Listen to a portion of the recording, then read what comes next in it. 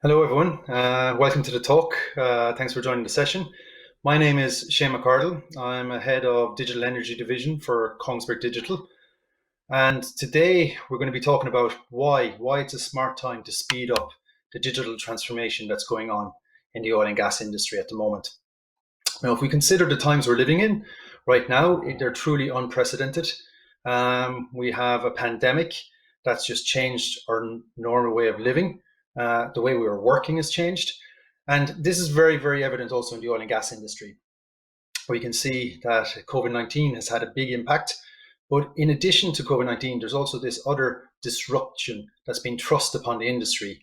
And that really is to transform from the digital or from oil and gas industry to a more sustainable and cleaner industry. And how are they going to achieve that? How are companies going to actually do this? And we believe in what we see is putting digital central to these decision-making policies and decision-making processes is actually going to help drive that transformation. So technology, as I said, it's disrupted our day-to-day lives, and it's something we've really just come to accept, but also really expect. So on your phone, we expect to be able to connect to millions of songs. We want to be able to access our emails, and we want to do this across platforms. So this is something that we just live with every single day and expect to continue to use. New types of data keep coming into our lives. So I just selected Pokemon Go here as an example. So AR and VR. This is something that 5-6 years ago we couldn't even consider. Kids going around projecting an artificial reality onto a park or into a woods, and it's just something we've accepted. And more of these new types of data are going to become more pervasive into our life. Finally, then we're looking at the next big mega trend is AI and machine learning and how pervasive that is. So every single online consumer decision is influenced by data analytics. And I don't want to focus on the negative side of that. There are positives, positive side to AI. So if you go to Amazon, for example, and you buy a book, and then based on your search, the author, the genre, quickly you get to get a recommendation for, oh, you'd be interested in this book. And then that's actually a positive. It reduces that kind of decisions, the amount of decisions you have to take, and points you in a direction, a helpful direction. And it's the exact same if you're going to Netflix or Disney or whatever. It's the same thing. You select a movie, a TV series, and again, it recommends choices that you might be interested in. And that's a positive. That's a positive side of the use of AI. But this is really bleeding over into the industrial world, all of this disruption in our day-to-day lives, and it's changing how we work in a very heavy process industry and how we make decisions. So IoT is becoming more pervasive, hybrid machine learning, which is this blend of pure data analytics constrained by physical models. Data contextualization is really becoming more mainstream. AR, VR, 3D models, drones, all of this is really bleeding into the industrial world, and we're finding new ways of using it as we have done in our day-to-day lives.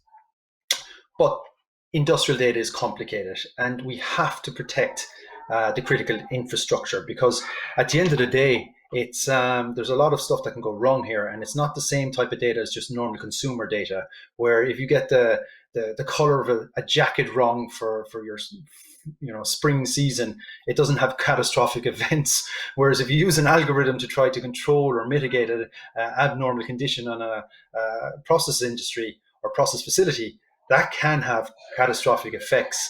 And there you need to have more accuracy and rigorous control inside what you do with your digital models or data models. Some of the areas that we really need to improve upon. So, data is really held in silos. This needs to be more accessible. There's a lot of unnecessary complications around the data integrations that exist today and the expense in maintaining them. The ability and need to be able to communicate from wherever you are located. This has become so prevalent and so important in the times we're living in, especially since February and March of this year with COVID. Data blind spots are a big problem. We talk a lot about big data and the data that's available, but actually in the industrial space, there's a lot of areas where the data just isn't available, and we don't have access to it, or it doesn't exist. A lot of what we do in a process facility is we try to make sure it doesn't enter into a very unsafe situation or undesired behavior. And if you want to be able to predict that behavior or build a data model that can predict it, you need historical data. And if it doesn't exist, how are you going to build these models? So that blind spot becomes a glaring challenge to being able to scale data analytics through industry such as the oil and gas. Data being collected is just growing. It's gone faster and faster. And we can argue, do we need more data? But really what you want to look at is you want more contextualized data, because that's the valuable part. So that's something we have to address. And then digitalize with purpose. We don't want to just digitalize for digitalization's sake, just to have like a flashy 3D model or see some drones. That should be tied very much to a business case, and you should be solving something.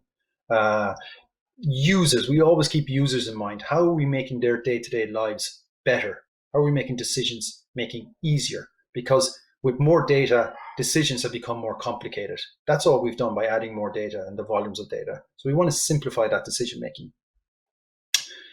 So one of our offerings within Kongsberg Digital into the energy space is the digital twin, and we call it CogniTwin.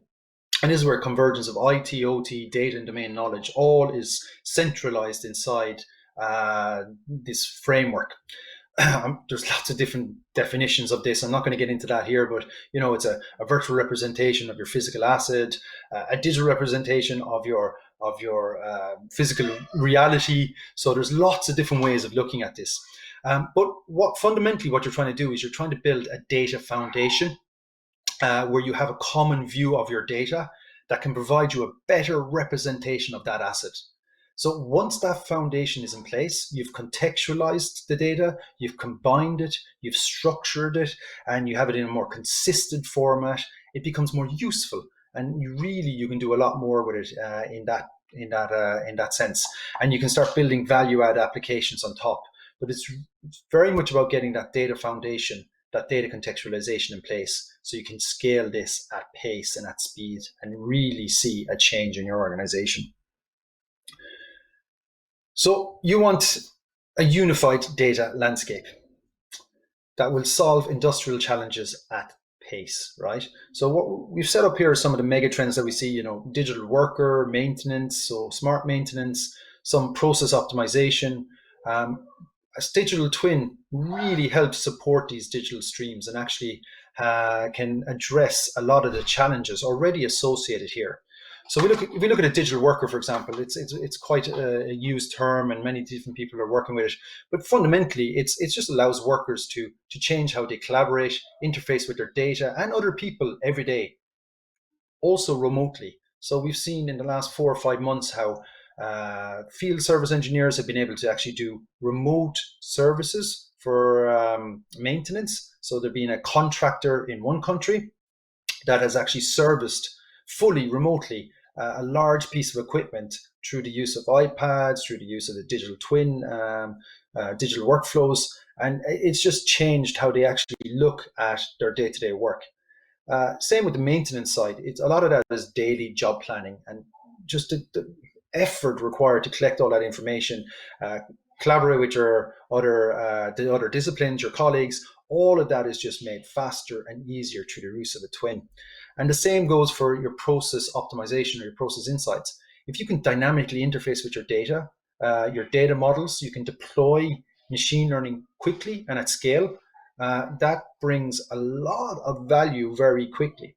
But some of those trends that we're talking about here that I just mentioned are quite complicated. So you want to simplify it, and you want to make sure that you look at it from an end user perspective. Most people just want to just get an insight. They don't want to know what's going on behind. Just go, if I take this action, what will it result in? Can I set up some limits within my digital twin that will give me an early indication of something happening? So we really have to come at this from a user perspective. So a lot of thought has gone into the end user of it, because while technology sets the pace of change, it's going to be the people who set the rate of adoption and making sure that that's a sustainable adoption. So these are the big trends. Digital transformations really reshaping the energy industry, and fast, net carbon neutral. You hear a lot of companies now saying we're cutting out 40% of our processing parts of our portfolio. We're going to focus on renewables. We're looking at autonomous operations. How is that going to happen? And the digital worker that I just mentioned. But these are the big trends. How do you get there? What fundamentally changes? And at the heart of it, if we look at the sustainability drive, very simple changes such as visibility into how your asset is performing, transparency around your carbon. So we can set up dashboards that show for every barrel of oil that comes out of your processing facility, how much CO2 footprint it contributes to. And if you take a change in the facility, you can see a direct change on that CO2 footprint. So just having that visibility actually can change those behavioral instincts that people have built up over years, and that transparency really drives that change. So it's a great tool to leverage. A lot of the barriers as well are pace. People believe that digital transformation is this big beast that has to take teams of people, very expensive, very time intensive. It's not the case. It really isn't the case. By adapting a real agile approach, looking at it from a sprint perspective, we've deployed many twins at an incredible speed. I'm just showing you an example here. This is not a greenfield asset where the data was all structured and it was nice. You can do that in a couple of weeks. But just looking at a medium-sized brownfield asset with immature, in some cases, some immature data. The structure wasn't all there, but it had quite a few data sources such as documentation, so document management system, an engineering data warehouse, 3D models, 2D models, drone scans. We are very quickly able to integrate to all of these different types of source of data, contextualize it, combine it, structure it, make it available through a digital workflow that makes sense within 8 weeks. That's incredible. And this really drops that barrier that stops people from just starting your digital journey. Many companies have this digital transformation roadmap, but how do you operationalize that?